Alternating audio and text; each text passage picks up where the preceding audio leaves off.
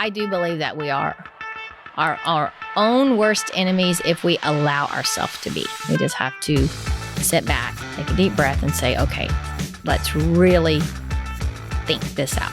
Are my expectations on this true expectations? Yeah. Hey, y'all. I'm Rhonda from RK3 Designs, and I am so excited to welcome you to the Pro Artisan Podcast. This is a space for artisan professionals to discuss matters of both business and the heart. Hey guys, this is Rhonda Draculis with RK3 Designs, and today I have my special guest again, Emily, and we are going to kind of dive into some really deep subject, talking about fears and lack of, or I guess in the case, too much of. Yeah. Yeah. So this is Saturday morning. We are practicing our social distancing here. And we're going to talk a little bit about what's going on in our country right now and maybe our perspectives of things that are going on, you know. So anyway, I'm going to turn it over to her. She's got some really good questions. So we'll just proceed. Well, I think to kind of set this whole episode up, let's dive into your motto and what that means to you and kind of where that all, how that came to be. Oh, how it came to be? How okay, yeah. That was really funny. You were here when it happened. I was. Yeah, we were actually shooting video. And I don't remember. I was stumbling and I just couldn't get it. And then you just asked me, what are you scared of? Or what are you trying to tell your people, you know? And I said, I don't know. Tell them not to be scared, move forward and be creative. And her eyes, I remember how big your eyes got. And you were like a light bulb went off over your head as you were saying it. And it was just. Yeah. And then, and I guess that's exactly how it came to be, because all the classes that we teach and all the YouTube video comments that I get, so many, not all, but so many people reach out to me and they're like, I finally did it. I wasn't scared. I just moved forward and I just did it. Those three things are so related to so much that we do, either, you know, both in my epoxy business, but also in life. Yeah. You know, so I just took that and ran with it. So, or y'all took it and ran with it. Sort of both. Yeah. Like I said, it definitely felt like this light bulb when you said it like that. And it was just, you were so determined, like, this is what they need to do. And I feel like you said, there are a lot of people that have said, you know, I've just tried it. I've just gone for it. And it was great. And so having someone, even it just takes one person in someone's life to tell them, don't be scared, move forward, do it.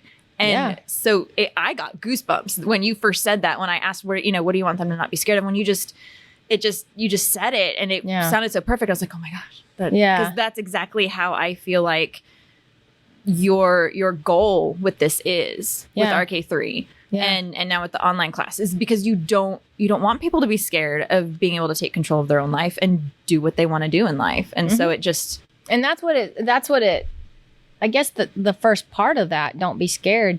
That's exactly what I mean. Yeah. Don't be scared. I mean, I know scared wears a lot of different faces. You know, there's being scared physically that you're going to be hurt. And then there's scared mentally. And obviously I'm not talking about the part about being hurt physically, you know, but being scared mentally can stop you in your tracks. Oh yeah. And that comes, you know, what do you, and I mean, without sounding like overconfident, because I'm not an overconfident person. I do have a lot of insecurities. I just don't let people see them. Yeah. But being, you know, there's things that I'm scared about, and it's things, because I'm a control freak, and it's things that I know I can't control. Right. Sometimes I get scared. Yeah. But just and I always go back to this thing about rodeoing and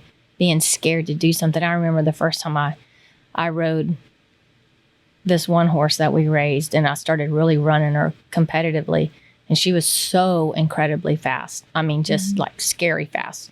And she was so aggressive and hard to ride. And I remember coming out of the alley and that first barrel, I was just like, oh my God, I'm going to die. Between here and that first barrel, my life is going to end. And just the rush. Yeah. When she turned that barrel and held it and took her off to the next barrel. I mean, it was just such a rush that for one, I didn't die. Yeah. For two, just that I worked through my fear. I mean, I faced it and I just went through it. And that was a physical fear. Right. Also a mental fear. But and it's the same thing. When you're scared to do something, whether it be stand up in front of people and talk, I know people that are literally crippled about knowing they have to stand up in front of somebody and talk. And that to me, I've never had that fear, go figure. I've never had a fear of speaking in front of people, but I understand how some people do have that fear. Right. And unless you face it, I remember someone told me, they said, just pretend they're all naked, and then you kind of get an attitude like, well, I don't know if I really want to see that either. Yeah. But keep yourself from laughing the whole time. Yeah. But if you just take your mind to a different place, just like when you're getting ready to run at a rodeo, you have to physically learn to take your mind to another place. For me, it's everyone has a fear or an insecurity. Everyone does. If you're a human being, something, even if it's not consistent, something will cause some either temporary anxiety or, or some type of fear. And so if you just remember that maybe, standing up in front of a crowd isn't making them anxious or causing any fear, but something does. And that's what those people think about you, maybe. That's something we all have in common. And so, if you don't want to picture everybody naked, think of that. Think of everyone has something that makes them fearful. I think each of us need to find a solution or how we handle it. Me, when I get really to the point where I'm really scared or I'm psyching myself up, I just physically have to make myself think I'm at another place or what really got me through with the rodeo stuff is that I physically saw me doing what it was that I was fixing to do. I visualized it as if to the point where I move my hands or I move my body. I mean, so much so that I physically saw myself doing what I was fixing to do, and I was doing it correctly. And I was preparing myself. Yeah. And I think a lot of fear comes from the lack of preparation. Yep. If you're not prepared, if you have not prepared yourself, either for a speech or if I don't prepare myself for a video, and sometimes when y'all come in and I haven't really prepared myself, I'm a scatterbrain, and it's hard for me. It's hard for me to get flowing. But when y'all walk in here and I have everything ready to go, I've run it through my mind, what we're gonna do, it's flawless. Yeah. And my whole attitude has changed as well. And the worst thing in the world is to get somewhere and not be prepared and try to prepare it as you're walking in. I tell the kids that I coach all the time, we're at a rodeo right now. This is not time to practice. Yeah. That, your preparedness and your practice was long ago. Yeah. Now it's time to step up. Yeah. And do what you have prepared your body and your horse and your mind to do. Same thing with epoxy. Let's take it and put it into a scenario with a customer. When I get ready to pour that customer's countertop, I've prepared myself. I've done their sample boards. I've done my homework. I've spoken with the customer several times. I have my colors down. I am very confident going into doing a finish for them that they're paying me money for. And I take that very seriously when someone pays me money to do something.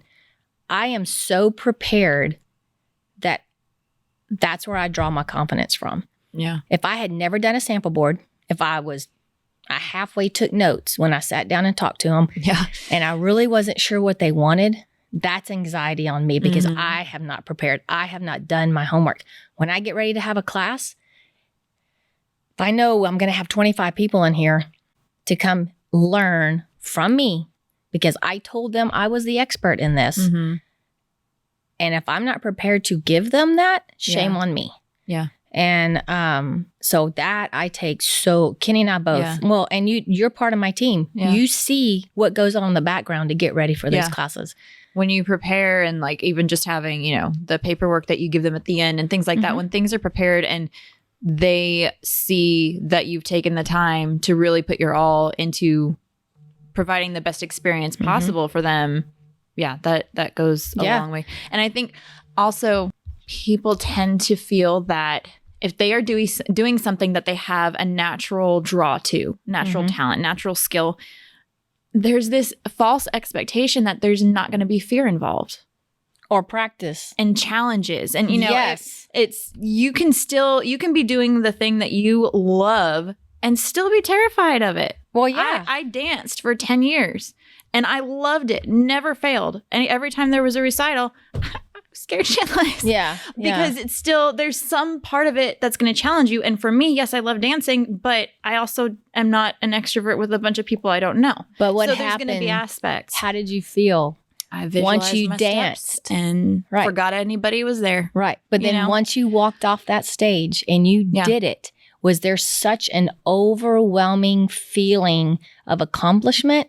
Completely. That's why we do what you acknowledge, a huge part of you feeling gratitude and feeling accomplished in what you do is acknowledging that there's going to be some fear involved, because then you realize I conquered that fear. Yes. And it's going to be 10 times more sweet when you are at the finish line. When I see a customer walk in and look at their piece, or we deliver it and they're like, oh my God, it's twice as much than what they expected, because I always under promise and over deliver. Yeah. That feeling. Yeah. When I see them react is amazing. When I see some of these kids that I take that were struggling to get together with a horse or struggling to do this or do that, and they hit that goal, and I see them proud of themselves. Right.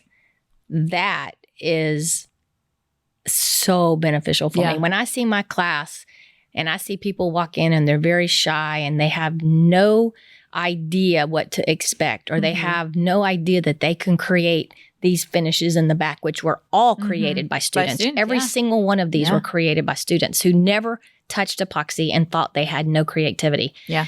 And when they create some of these boards and some of these big group boards that we do, and I see that light on their face, I'm like, see, I told you conquered that. Oh my gosh, I'm scared.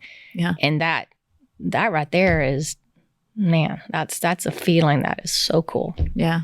So that's what I mean about, don't be scared. So say we've conquered the don't be scared part, or we have acknowledged that there may be an aspect that will make us scared. How do we move forward through that, besides visualizing our steps and what we need to go through? Is that kind of what you need to visualize, focus on? That's your moving forward is literally focusing on the steps you need to take to move forward. Focus.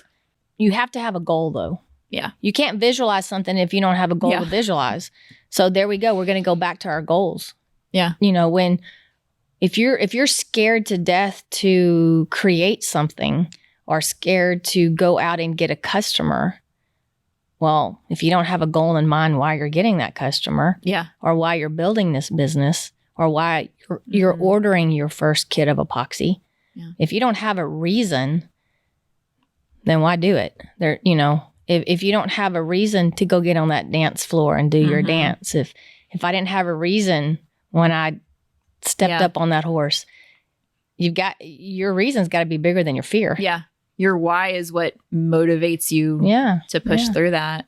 So there we go. We're always going back to goals and reasons why you're doing something. So I just, move forward. Don't ever stop. It's when you stop that you allow fear to grab hold of you. So don't stop. Move forward. No matter what you're doing, no matter if it's right or wrong, just go forward. Yeah. And if it's wrong, well, that's okay. Now you know that's wrong. Right. Find another way to do it. I'm a firm believer in the saying that, there aren't failures because you learn from something not working out. So that's a success. You've learned what not to do. So you've tried something and okay, that wasn't successful. Success is different for every single person. Exactly. There's not one thing that says, okay, this is success. Yeah. But Kenny and I have had so many businesses, and some of them were total flops. Holy cow. Like we were like, what the hell were we thinking about that one? But then there's businesses that were super successful and which were probably successful because you've learned from past experiences what not to do, which means that quote failure ended up turning into a success. But we didn't stop. Yeah, we didn't stop. We sometimes we had to stop and catch our breath a little bit because we had it knocked out of us. Yeah. And it's fine to stop and regroup. Yep. And we regrouped and we said, okay, let's do it again or do something different, but let's not stop. Right. So, and that's stopping what I mean and by regrouping forward. is totally different from stopping and letting yourself be defeated. Let's take that even to a very small example. Working on a sample board. Okay. How many times have you seen me in class? Someone will get to a part in their board and they're like, oh, I hate this. This is terrible. I messed it up. Well, no, let's talk about this a little bit. Yeah. Tell me, you got to have something in that sample board that you like. Okay, I like that right there. You know, I hate the rest of it, but I like that right there. Okay, let's build upon that right there. And I'll show them that with epoxy, there's so many things that you can do to fix it. And it's so funny, I can take epoxy and apply it to life. Because, okay, so let's fix this finish that you had a vision for. It's not quite turning out to be that vision, but let's add a few things. Let's do a few things. Let's change a few things. And now we have a beautiful board. Is it the exact vision that you had when you started? No. But is it gorgeous now? Yes. Just like in life. When you start something, it may, your vision, this business, it is blown up way more than I visually thought in my head it was going to be. But look how much better it is. Look what we're doing right now. Yeah. If you'd have told me 2 years ago, I'd be sitting here doing a podcast, I'd have told you you're smoking crack. You know, I don't even listen to those things. I'm like, ugh. You did, but, you know, and then, and now that I do listen to podcasts, a lot of them, I see that, wow, what a tool. I mean, if no one listens to this podcast but one person, and that one person gets inspired, I was moving forward and I accomplished my goal. I think so many people think that if the road changes from what they thought they needed to take to get somewhere, that it's the wrong road. It's the wrong road. And it's not going to work out. And the end result is not going to be something good. Right. Expectations can ruin anything. Yeah, the wrong expectations. Setting the wrong expectations. Yeah. I think it's instead of saying, oh, we've set expectations. These are my expectations. If you focus on this is my goal. Right. That's the key. Yeah. Because then you're open to whatever it is that takes you to that goal. Whereas when you set an expectation, like a student with a board, oh, I expected it to look like this. I expected that. Then you're thinking in your mind, there's one way to get there. Yeah. Okay. I agree with that. But if a customer tells me they expect their finish to look like this. Yeah. Okay. Well, first of all, it's not going to look exactly like that because epoxy has a life of its own. But going back to being prepared, I will prepare myself. I will practice until I know that I can give them their expectations. If I know I can't create their expectations, I don't take the job, period. Yeah. I don't take the job. So we go back to preparedness. But the fact is, I never stopped. If I didn't think I could do it, I don't let them know I can't do it. Yeah. Unless I absolutely know, then I'll tell them no. But many times I'm like, yeah, let me see about that. And then I come in and do sample boards. And do we have epic, just like we did, remember a while ago when I said, oh, this lady just emailed me. I got to see if I can figure out something. Yeah. And we did. We nailed it. So now we're going to do a video. Yeah. Thank you very much. So, but I mean, that's it. Just keep moving forward. Don't stop. Don't let your feet get planted and grow roots. There's that saying, you are your own worst enemy and biggest doubter. What is your take on that saying? My own worst, yeah, I probably am. I'm a perfectionist on certain things. Certain things don't bother me. But some things really, I put too much pressure on myself. And I used to put a lot of pressure on Kenny. And then I had our pastor sit me down one time when we were talking, and he said that sometimes problems with people, like if I have a problem with someone or there's a friction, it's because I'm putting expectations on someone else to give me the outcome that I want. Well, that's not fair. No. You know, that's not fair that I put expectations on Kenny to make me happy. That is nobody's job to make me happy, but me. Your own. Right. He can compliment me, and just like him, I mean, he can't expect me just to make him happy if he's not happy with himself. I mean, you got to be happy with yourself first. If you are so unhappy with yourself, you're not going to recognize when other people are trying to make you happy. Well, they can't. No, they can't make you happy. They can't make you happy, but you won't recognize their effort. Right. Oh, yeah, that's true. To make you happy. And talk about being your own worst enemy with, as far as like business. How many times have I said something when we talk, when we all sit down and have a meeting, oh, that won't work. Or I don't think I can do that. And it's always expectations that I don't think I can achieve. And y'all are like, wait a minute, you know, let's look at the facts here. Yeah. Why can't you achieve that? Yeah. Well, I don't know. I just can't, because this little thing in my head says I can't do it. Well, I can, because first I've surrounded myself with people that work together as a team and we are moving forward. So, I think that like Kenny, he beats himself up a lot of time when he's building things because if it's not perfect, you know, he's like, he gets mad. But I do believe that we are our own worst enemies if we allow ourselves to be. Yes. Yeah. So we just have to sit back, take a deep breath and say, okay, let's really think this out. Are my expectations on this true expectations? Yeah. So are they just unrealistic demands I'm putting on myself? Other than fear, what else tries to tear you down mentally? Or what else do you have to fight against? Feeling guilty. And I do. I let the stupidest things make me feel guilty. And I know, I mean, in the way I believe is guilt's not from the Lord. It's from the devil. And I do believe that. I often find myself feeling guilty if I didn't work. Yeah. And if I'm not moving forward and I'm being idle, I get overwhelmed with guilt sometimes. If it's rainy and it's cold and I just decide I'm not going to do something for the day, I almost cannot enjoy my day because I have this little thing on my shoulder going, you ought to be doing something. You know, I just want to cut its throat. Yeah. But I do. And I have to make myself, and I've learned, and I'm really not ashamed to say this, but I do have anxiety. And I do take medication for that. And I can tell that if I don't take it, I get very much guilt and anxiety, kind of not bad. Can just you just don't have a sense of peace. Yeah. And so I feel sometimes I don't know how to relax when we sit down and watch a movie.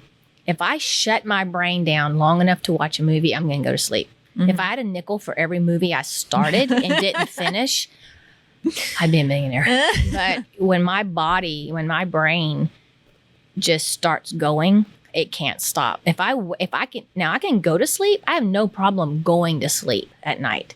I have problems staying asleep because if anything wakes me up, noise, I have an idea or a dream or something wakes me up, my mind immediately kicks in. Let's get on it. Let's get it going. It's time to go. I mean, I've come out here at the shop at 2 or 3 o'clock in the morning and poured some sample boards because my mind is like, I can do this. I can do this. I can do this.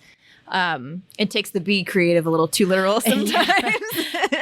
That it be does. Creative now. Yeah, now, right this second. 4 a.m. I struggle with downtime, and that's affected family time because I need to just sit around and watch TV with the family or play a game, or I'm horrible at games because my mind the whole time I'm thinking, when I get my nails done, Oh my gosh. I'm like, could you hurry? I've got 14 things I have to get done in the next hour. I do not have time to sit here. Yeah.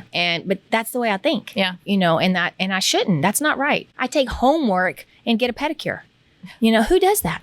Yeah. I mean, here I am on my computer when I'm getting my feet done, when I'm supposed to be relaxing. And I'm like, okay, this is so stupid. I have got to quit drinking so much caffeine. Yeah. Something's got to give. Unless, now I tell you when I really could relax is when like we'd go to a rodeo or something and we'd be gone for a week or two. In between, like we'd get to rodeo and we still had 8 hours before it started. What could I do? Yeah. Sit in the horse trailer and go to sleep and watch TV. That was actually, even though we were on the road. Not surrounded by other things. Yeah. If I'm in a hotel in a town where I don't know, best time to get my relaxing. Yeah. Because I can't go feed the horses. I can't clean a stall. I can't go in the shop. Right. I can't, do something. Right. Whatever. Well, it's like, so I'm a firm believer in the love languages, and my love language is quality time. And it's funny because for a while in the beginning, when we first had kids, my husband would, try to take the kids somewhere, but then I'd be at home and there's stuff to do at home. Yeah. There's dishes to wash. There's laundry to do. And that's what I would be doing. And then I didn't get my, quality time isn't just with other people. It's also alone time for me. And I couldn't get that because there were things to do. So for me to be able to get that quality time, I have to be pushed out of the house. I have been listening. You have to be separated. You have to be mindful, and you have to make time for yourself. And I have been listening to a lot of podcasts, and I wish I could think off the top of my head some of the ones I've been listening to.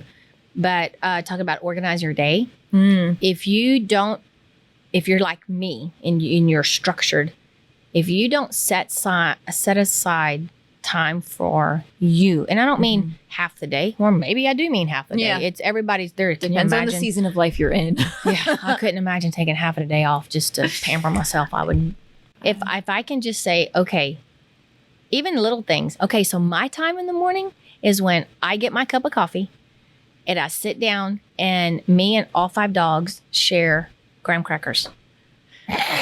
Yeah, I know, I'm pathetic. No, but that is my time for me. Yeah. And I have a little devotional, and I'll read a devotional and I'll just kind of think about it. I'd like to say I read, but in the morning, my brain's going so fast, I can't pay attention to read. I read well at night, or I read well if I'm somewhere where I, can't do anything else. Yeah. But that's my time, and I'm okay with that. I'll try to come out and exercise it, ride the bike. I've been having a lot of back issues here again.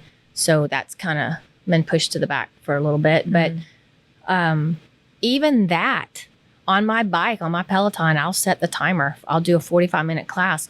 And it's so hard for me to get past that class, not because I'm dying. Well, I am dying.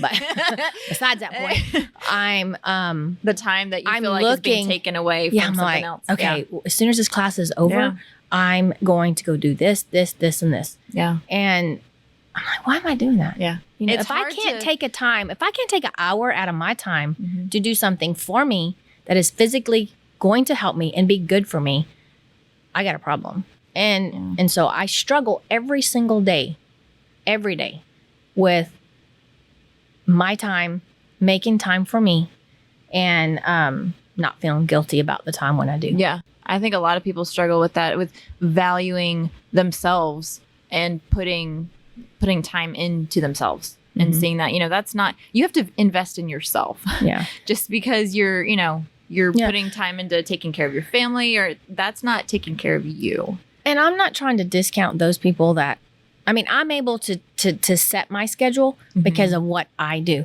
Right. Because I promise you, I may take an hour out in the morning, but there's times I work 2 or 3 o'clock in the morning. Right. Out here. Now, I understand there's people that have a 9 to 5. Right. And God bless them. I know they work hard, because I don't see how some people can go to work and then come home and take care of the kids and do this and what, there's a special place in heaven. But still, those people, even if it's the drive to work, if they could learn to take that time and listen to an audiobook, or maybe at lunch, just go off to, I don't know. I don't have all the solutions for that. I just know that when I do take time for myself, even a little bit of time, It seems to reboost me. Yeah. And I'm able to get through the rest of the day. I used to undervalue my time in the car so much.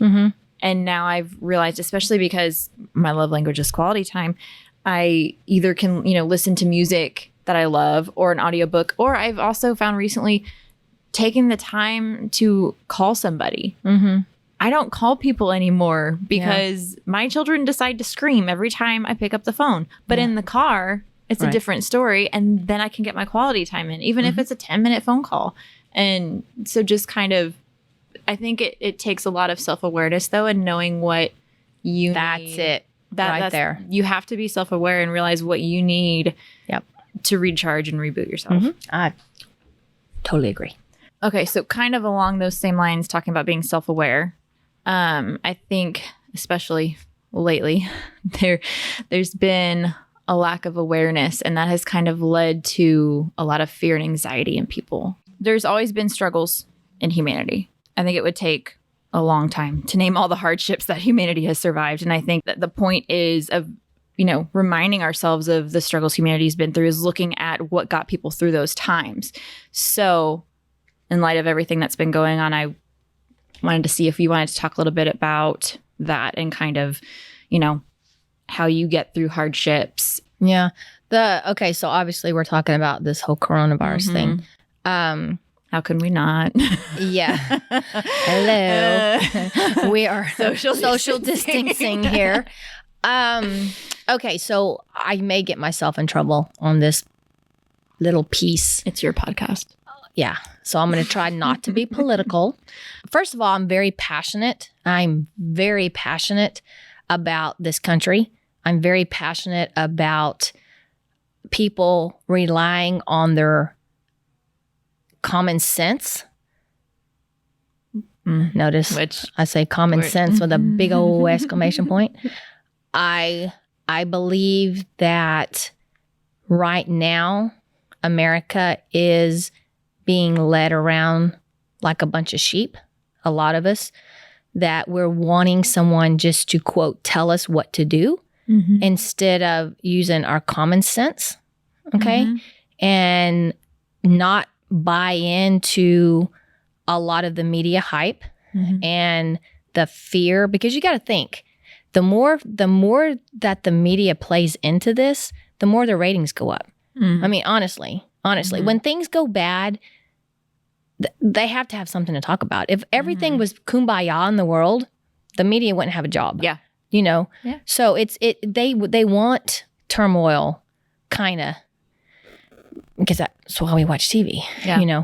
But and I don't care what side of the lane you're on, what side of the aisle you're on, left or right. I don't care. This is across the board. I think that we are, especially with social media right now, that if we read a meme or we read something, we take it for gospel. So-and-so said that the world's going to end in such and such year, and by God, that has to be right. So they share it without researching on their own, without, using a little bit of common sense. They're just going to hit share. Yeah. And then that person's going to hit share, and it's going to happen. And before long, that little tidbit of unfactual truth is now truth. Causing panic everywhere. Exactly. And I mean, I want to know who the son of a gun was that says we're going to run out of toilet paper. I'm serious. I mean, what of all things? Toilet paper. Jeez. A toilet paper company going bankrupt. Exactly.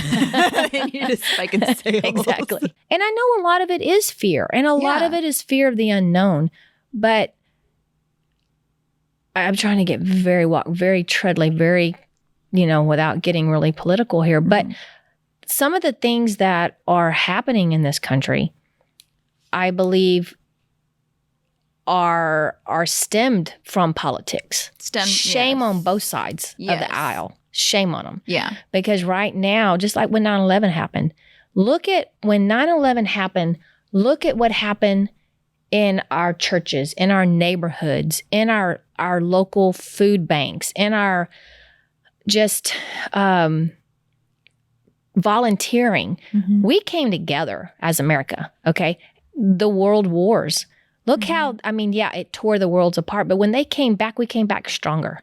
You know, and I'm not going into history and all that, but I'm saying we I think the point is you don't need to be looking to politics to tell you how to feel and how to get through it. You need to look at common sense. Yes, that common sense and realize that I think something that has been really encouraging for me is seeing how many people have come to be there for each other through all of this. And it kind of restores some faith in humanity of, you know, there aren't people tearing. I mean, I'm not, obviously, it's not all hunky-dory everywhere, but for the most part, you know, people aren't tearing each other down and trying to take advantage of people. But you know, I do see that. I do see that it's gotten so political in this, I guess, environment that if someone disagrees with you, somebody else may take it as, oh, you're not my friend anymore. Yes. Really? I see that on social media. That's what I'm saying. I'm seeing the coming together in our actual neighborhoods. Yes, exactly. And seeing it where it actually matters. Whereas the people hiding behind the screens on social media, yes, they are coming out of every nook and cranny and tearing everybody apart right now. Right. But where it matters the most, in person, I agree. You're seeing a lot of people coming together and being there for each other. I agree. And that's a good thing because the world got really small when the internet was launched. Yeah. You know, because look how fast the news travels around this world now when something happens. Instantly. And you know that game where you used to play where you'd whisper in somebody's ear, then that person would. Yeah. Well, by the time it went through 15 kids and got back, look how that story had been distorted. Yeah. And it's people happening. Think that can't happen on the internet? It does. Still does. It happens daily. And so I guess that's where I want to get back and say that we need to use common sense. And before we repost something, we need to find out the facts. And don't find out the facts by watching your favorite political station. You know, go get facts from actual other research. Yeah. Right. Don't be driven by fear. And again, we talk about how people are fueled by fear when they don't prepare or they don't know. And that's what's happening right now because we don't know what this virus is. We really don't. The thing about it is, okay, so we know that this can be transferred through people. You know, okay, wash your hands. Yeah. Don't go out in public if you're already sick. Yeah. Or if you know you're subjected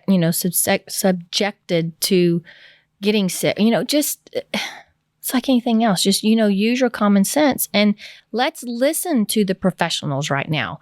Let's the professionals, the doctors that know, not the governors, not people that aren't. Let's get some medical professionals talking to people. That's exactly right. Not politicians. Yes. Anyway, I mean, I have to be really careful because I'm very passionate about this. It's difficult because when you start to kind of, when people feel like you're starting to lean one way, they immediately are going to discount everything you say. And it's and it's like, hold on a minute. We're all humans. You know, we need to come together as human beings and not allow silly little things. Right. Like politics. We used to have a sense of humor in this country and we can't really voice that anymore. But again, if you know me, it doesn't really bother me. I get myself in trouble quite often. But I do pray for this country. I do. I pray for the people that are out there getting sick and dying. And it's not a joke to me. And it really infuriates me when people are so stuck on one ideology that, you know, they overlook all that. I do worry about what's going on in this country, both economically and our health. So, but anyway, that's just my view on the things. And you're right. This is my podcast. So I can say what I see. But anyway, so I guess it all comes down to don't be scared, move forward and be creative, right? There you go. That pretty much sums it up. Yeah. I hope you like this podcast, guys. If you do, give me a thumbs up, hit the bell for future notifications, and leave me some feedback. Leave me maybe some topics.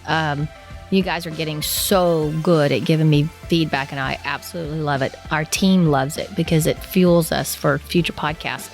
And y'all stay safe out there and wash your hands.